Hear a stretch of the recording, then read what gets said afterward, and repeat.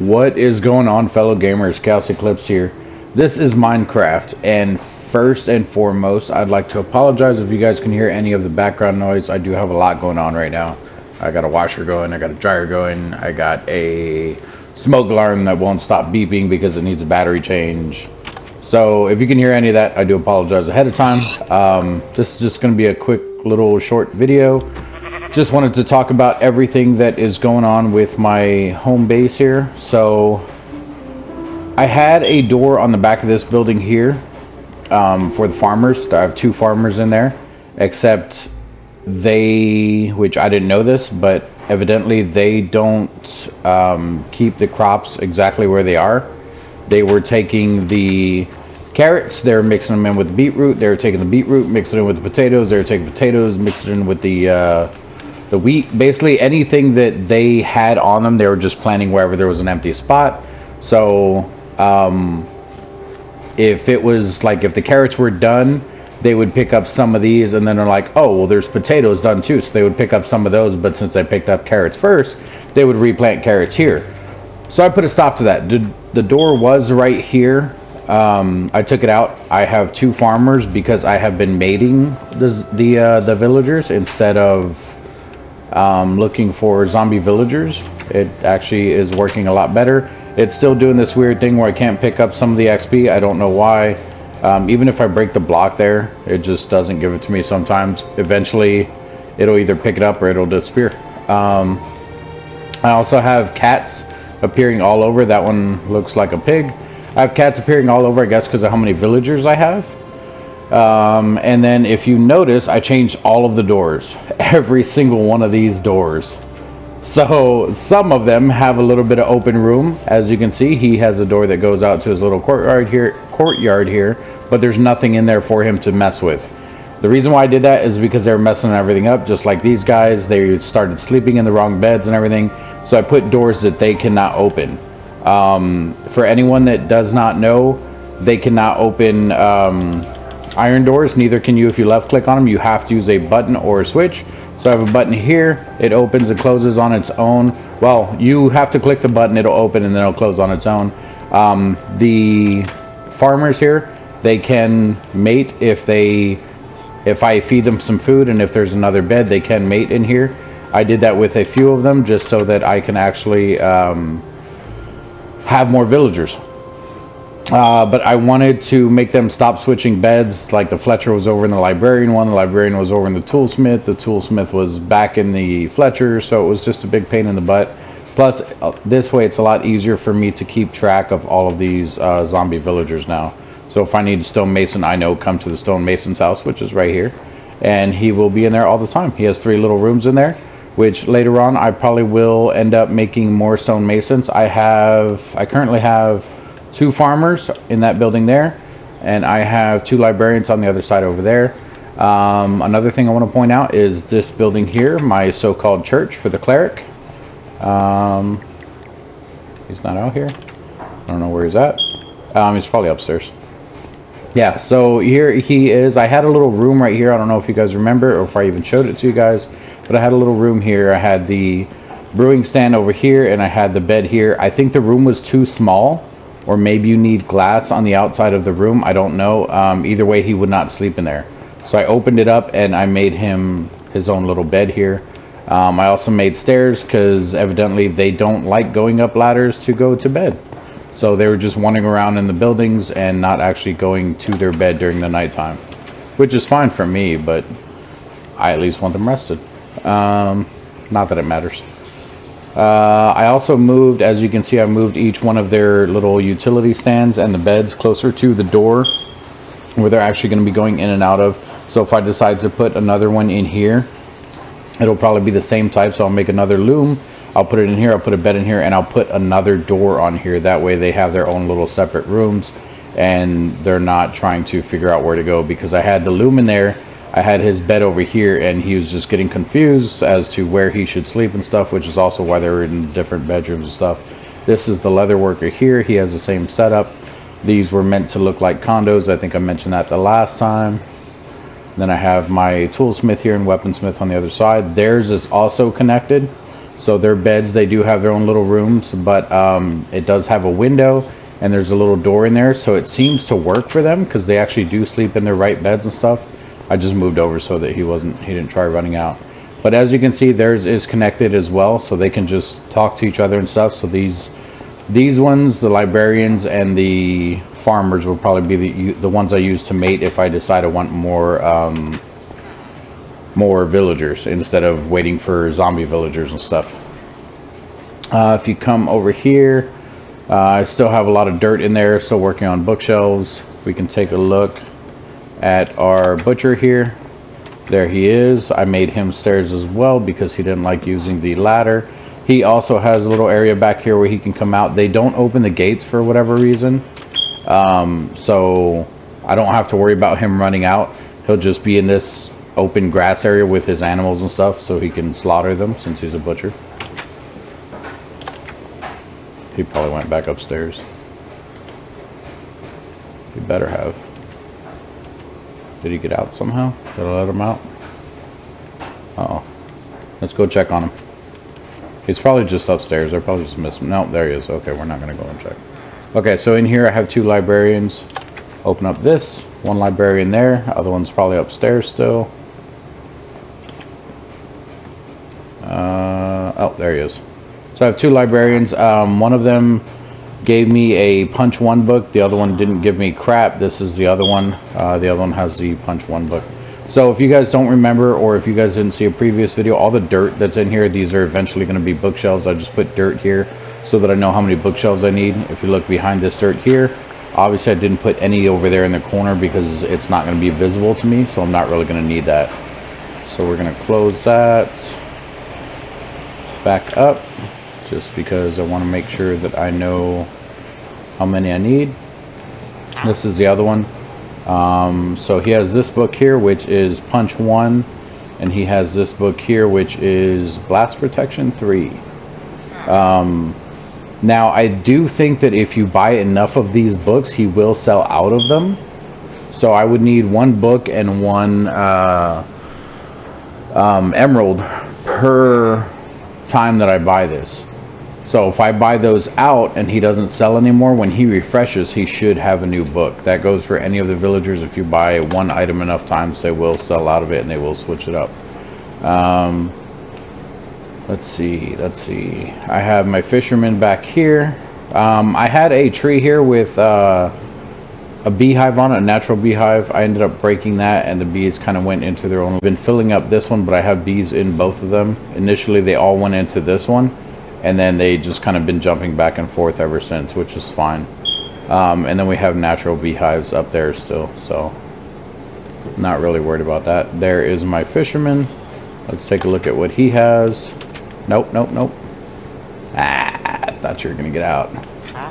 Okay, so he has this, which is a bucket of cod, and then he wants cod in return just for 15 cod for 1 emerald, and then he wants whatever this is. I don't know what the redfish is, but he wants cooked, or he'll give you cooked salmon. So it's probably raw salmon for cooked salmon. The fisherman I'm not too worried about. I can't look at that enchanted fishing rod down there. It won't let me go down.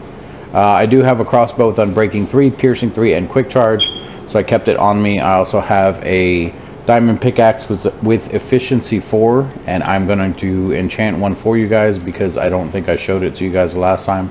The problem is I need him to move away from the door, and he is not moving. Get out of there. Get out of there.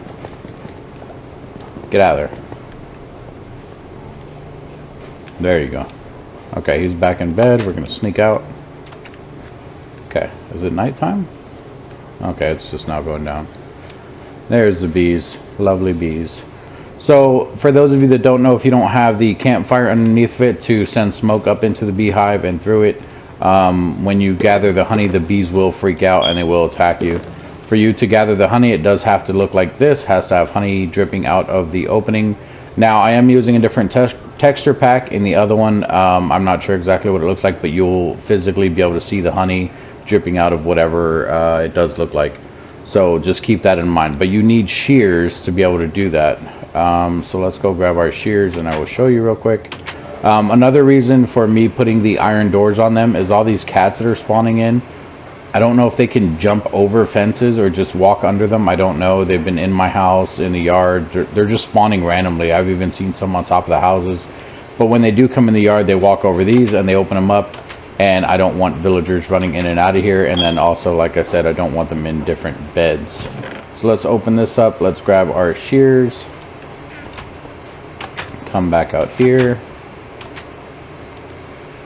Sorry, I was looking at that zombie right there.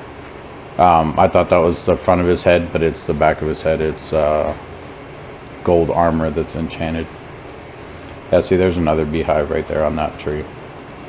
So you come up to it just like so. You will left click or L2 or left bumper, and there you go. There is your honey. As you can see, they didn't get mad. They didn't come running out at me. I can show you what it looks like if you don't have a thing under it. What's it called? Fireplace under it. Oh, this one does. The other one might not. Yeah, the other one doesn't. I'll show you in the other one. Let's grab this honey, and I will show you guys with this one. They're going to chase me, so we're just going to run immediately. Oh, look, a zombie villager. So that is what they look like on mine. I'm sure you guys have seen them. Normal ones look like they have a suit with a tie. These ones have torn clothes. So there's a regular zombie villager. You can see the clear in his the clear definition in his face. No eyes, no mouth. I mean, he has like the eye holes and the mouth holes, but he doesn't actually have eyes. If you come and you look at the zombie villager, they actually have eyes. They have the big nose. They have torn jeans and no suit. So I could potentially change that one. But like I said, that also we don't have to do that anymore because we're mating them now. So it will waste like gold apples and splash potions and all that stuff, which I eventually might do it again, just because I still do have some of that stuff, and there's no point because I don't need the splash potions anymore. Another thing that I have noticed is I go around and I check every now and then. What are you barking at? Is there a cat? You see a cat somewhere? I don't know. I will check the ones that are mated up every now and then. So like these guys, they can potentially make another one. The librarians over there, and then the toolsmith and the weaponsmith back here, they can all make another one just because they live together. All you have to do is give them food. Yeah, see, there's a cat just randomly opening my doors and stuff. And if you get close to them, they just take off running. You do need yeah, see, they can open it. You do need fish to tame the cats, which I'm not really worried about. My entire land is lit up. The only purpose for cats is it keeps the creepers away.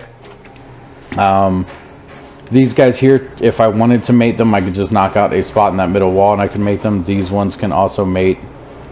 The way you would mate them is you have to have an extra bed, which the zombies have actually, or not zombies, the villagers have actually been reading my bed here.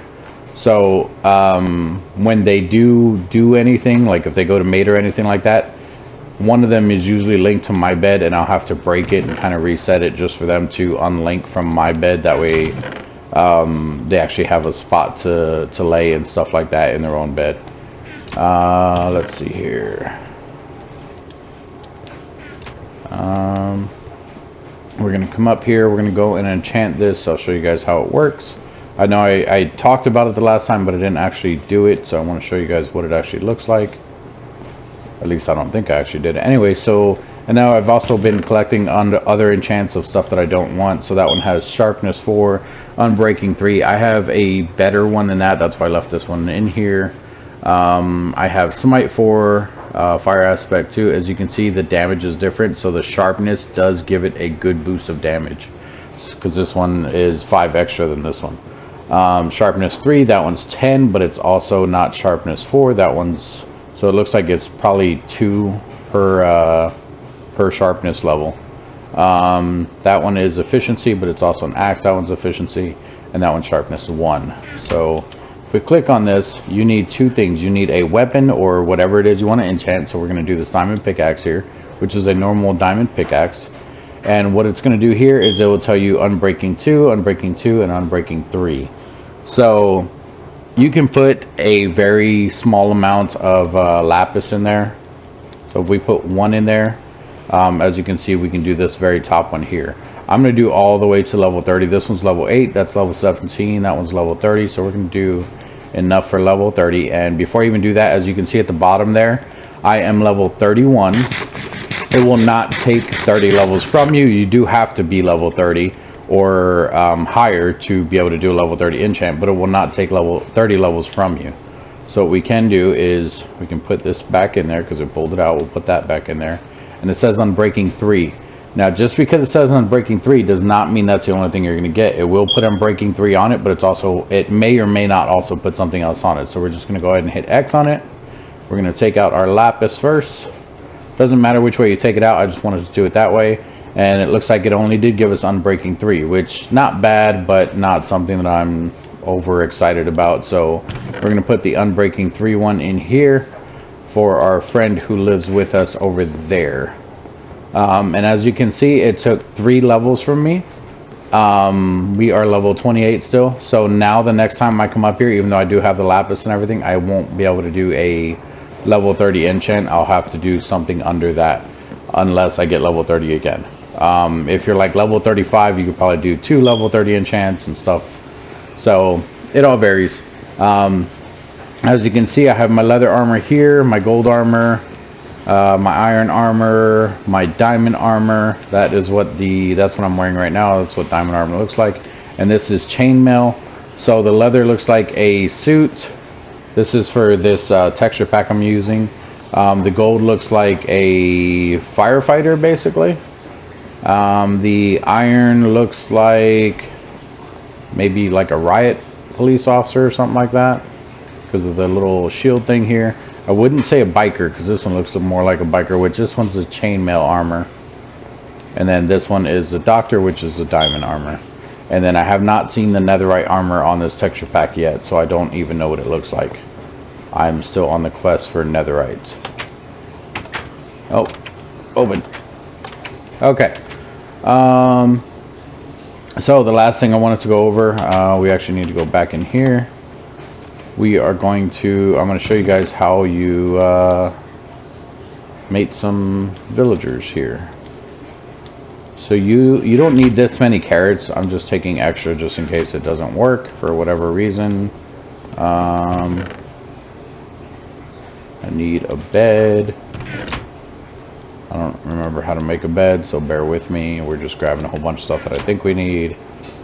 Hey, there's a bed. Okay. So let's throw our wood back in there. Let's throw our wool back in there. And then we still need the carrots, so we're going to move that, put the bed here. And we'll do it with the librarians over here. So first things first, like I said, you do need an extra bed, because if not, the game will not register that there's room for another villager. So we're going to just throw a bed down anywhere. And then from here, we are going to start feeding them. It usually takes about 12, whoops. It usually takes about 12 per, oh, they're already going. Okay, I'll stop. It usually takes about 12 pieces of carrots per villager.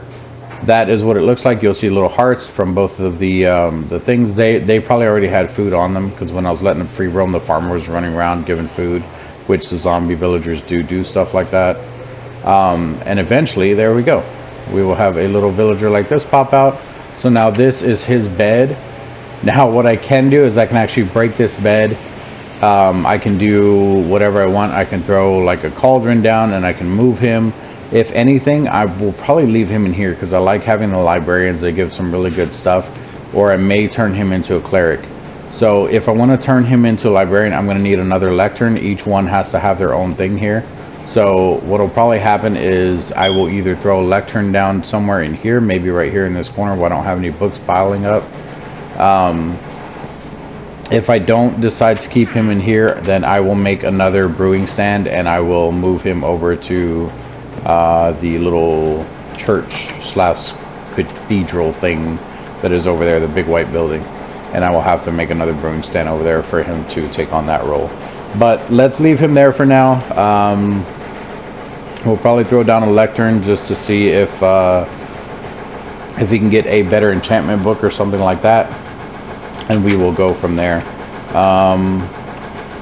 The other thing I wanted to talk about, the last thing I should say that I wanted to talk about, is these. So I have ender pearls. Ender pearl by itself, when you throw it, wrong button, when you throw it, you will teleport to endermen get around. You can turn this into an ender, what's it called, an ender eye. To do that, you have to already have access to the nether, and you have to have blaze rods, which we do have. I will show you here in a second. There was a little kitten that we just ran past. It's not this floor, not that floor, it should be right here. So you need blaze powder. The blaze powder, I think we only need one, but I'm going to take two just so that we don't mess this up and have to come back anyway. I don't have a crafting thing in here, so we're going to go down here to our crafting table. Another thing that I have been running into real quick, I took out my cartography table because when I was making these villagers, some of them were taking up the cartography position for this table here, so I just broke it and I threw it in here. There it is right there. So if you guys do plan on making your own little village or whatever, and you're having trouble trying to have them settle on a actual profession, make sure that you're breaking any other tables that you don't want them picking up.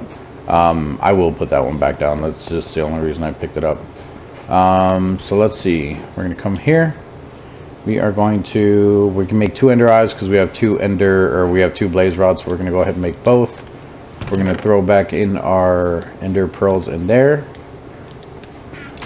and we are going to use these ender eyes. Before we do that, one last thing. I wanted to come back here. I wasn't using this area back here. I didn't have any pumpkins and melons because of the way they grow, because like this one here can plop out over there, over here, over there, or over there. Basically the four sides around the square. So kind of like this pumpkin is, even if I break this one, it could come out over here next time. Since I wasn't using the area, I just went ahead and I put the water down so that these are wet, so that they can actually grow. And then I have one here in the center for these ones, which technically I don't need the one in the center because the one out here should water those. I think one water spot waters like 5 or 6 out. I usually only go about 4 out because anything past that, they grow really slow. So I usually only go about 4 out, but this will work just fine. And then with it being watermelons and pumpkins, they can grow out however they want. And now this area is being used. So, last thing. Last thing. Promise. So the eye of the ender eye. What's it called exactly? Eye of Ender. Okay, so this, if you guys want to fight the Ender Dragon. A lot of people, believe it or not, still don't know what Minecraft is. Maybe they're just now getting into video games, whatever. Like maybe some kid, just got to the age where he's just now getting into video games, and he wants to play Minecraft. He knows nothing about the game. That is why I'm going over this. Hopefully a lot of you guys already know, but if you don't, hopefully this helps you too. So the Eye of the Ender. You throw it using L2, bumper, left click. Well, actually, I guess for computer it would be right click, same as the other one, so I apologize for that. But it'll be, if you're using a controller, it'll be anything on the left, back, most control button. So you will hit L2 if you're on PlayStation, and what it'll do is it'll float into a certain area, and you will basically follow it. There's no other way for me to do this other than to show you guys. So I'm going to hit L2 right here, and we're going to see what happens. It's going that way. Okay, so it stopped right here. Oh, you actually get them back. You use them multiple times. Okay, so let's do it again. We're going to hit L2. So now it's going that way. It fell off on the outside. I didn't know you get these back. They used to just disappear, which was a pain in the butt because it would take forever for you to get them. So since it flew off this way, we're going to come this way a little bit more. And we're going to hit L2 again. I just don't want to lose this in the trees. So we're going to hit L2 right here. It's still going this way. So what this does is eventually it will stop. Like say that was the last spot, you throw another one and it literally just goes straight up right here and it stops. So that means that the ender portal is right below right here.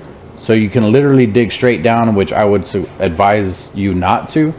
I would probably back up some, like record whatever spot this is, so it'll be 848, or sorry, 840 and 548, and I would just walk back this way and I would dig down diagonally to that same spot. You'll find the ender portal, and that is where you go and you'll fight the ender dragon. So now that we have two pearls and not two pearls, two eyes, and I know that they don't disappear, that is probably what we will do in the next video. But that is going to be it for this one, guys. If you guys have any questions at all, let me know. Hopefully you guys understood what I was talking about with the ender eyes. If not, let me know and I can explain that better in the next one as well, since we are going to go in there and fight the ender dragon. I also have, I don't know if I told you guys, actually I think I did.